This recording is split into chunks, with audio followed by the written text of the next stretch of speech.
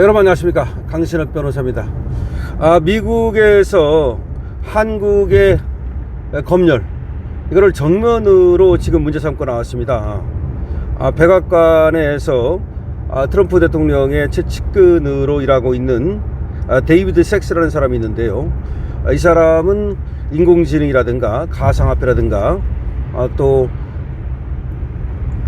빅테크라든가 이런 거를 총괄하고 있는 그런 담당자입니다. 근데 이분이 이런 얘기를 했어요. 전 세계적으로 권력자를 보호하기 위한 그런 검열이 확대되고 있는 추세다. 여기서 중요한 부분, 전 세계적으로 권력자를 보호하기 위한 권력자.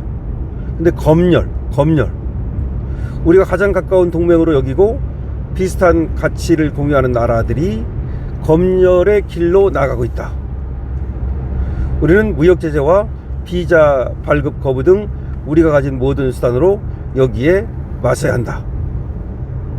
이런 얘기를 한 겁니다.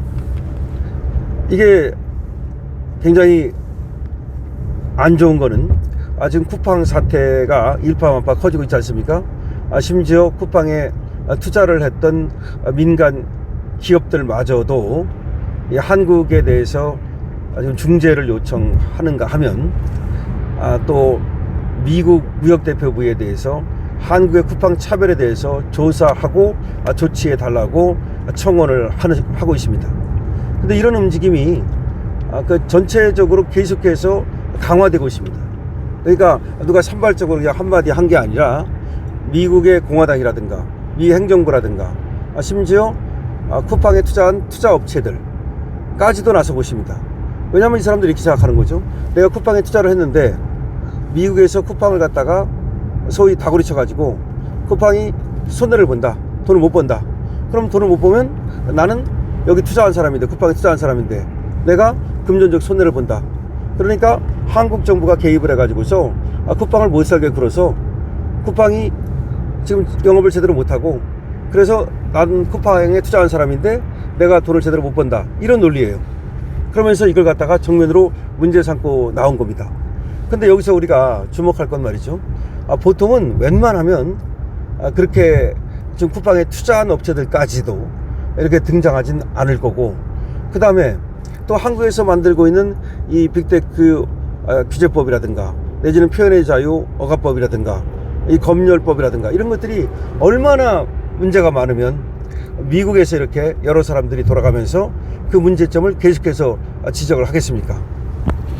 그러니까 우리나라가 허위 정보 조작 근절법이라고 하는 이상한 법을 만들어 가지고, 그게 정보통신망법 개정안이죠.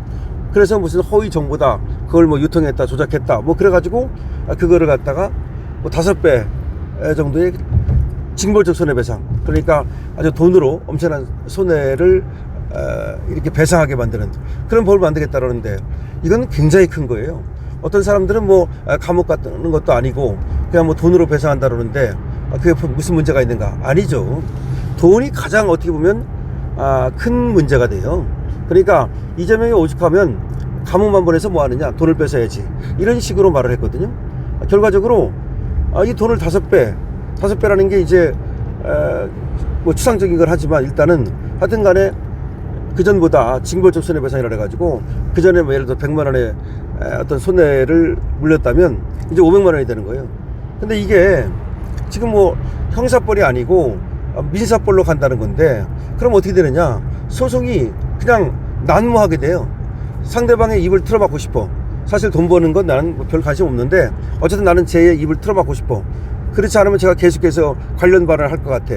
그러면 어떻게 하면 되느냐, 돈 달라고 소송하면 돼. 돈 달라고 소송했다가 져봤자 내가 손해볼 건 뭐가 있어요. 뭐 인치대 손 달려 정도나 손해보는 거지. 그러니까 소송이 난무해가지고서 입을 틀어막기 위한 그런 소송이 계속 벌어질 거라는 거지. 그래 얼마나 이게 문제인지 모릅니다. 표현의 자유를 완전히 억압할 수 있습니다. 더군다나 언론 등록을 하는 이 언론사까지도 예외가 없다는 거 아니겠습니까? 그러면은 이 취재를 제대로 할 수 있습니까? 아니면 또 방송을 제대로 할 수 있습니까? 아니면 기사를 제대로 낼 수 있습니까? 하나도 제대로 할 수 있는 게 없어요. 그러니까 결국은 언론의 자유가 완전히 그냥 침몰하고 말 것이다. 그러니까 미국에서 이렇게 걱정을 하는 거야. 그러니까 한국은 근데 그 누구도 이에 대해서 말이죠 걱정하는 사람이 없어. 아니 교수라는 사람도 이에 대해서 성명 한 줄 내질 않고 뭐 그리고 또 뭐 기자협회라든가 PD협회라든가 뭐 이런 데라든가 또 아까 말씀드린 교수협회라든가 또는 종교단체라든가 아니 전부 다 그냥 한 건너 불구경 보듯 하고 있어요.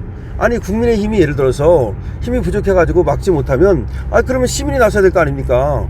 어차피 국민의힘이라는 당은 우리 보수당의 그냥 하나의 대변자일 뿐이에요. 대변자. 그러니까 대이미지라는 건 뭐냐, 우리를 갖다가 대신해서 국민의힘 국회의원들이 국사를 본다 이거 아닙니까? 근데 지금 국민의힘 국회의원들은 국사를 볼 만한 어떤 그런 지금 처지가 안 돼. 소수당이고 또 뭐 지금 국민의힘이 4분 5일 돼 있어가지고 한 목소리를 내지도 못하고 하여튼 여러 가지 상황이 그래요. 그러면 적어도 국민들이 나서야 되는 거야. 그러니까 독재 권력을 막는 최후의 보루는 국민이에요. 국힘이 아니야.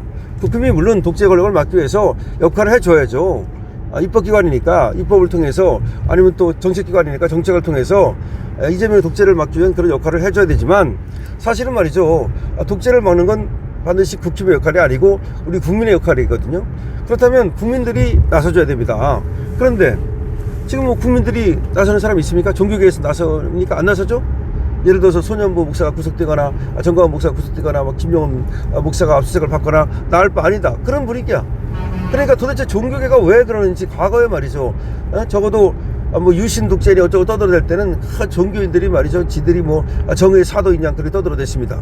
근데 지금 어디도 말이죠. 천주교 맨날 입만 열면 정의 하는 천주교도 전혀 뭐 지금 이재명 독재를 막아세우기 위한 저런 법들의 문제점을 갖다가 제대로 얘기하는 사람이 없고 정말 이 좌파 세상이 됐다. 좌파 세상이 되니까 이것들이 말이죠. 옳고 그름을 갖다가 이념에 따라서 판단하는 거죠.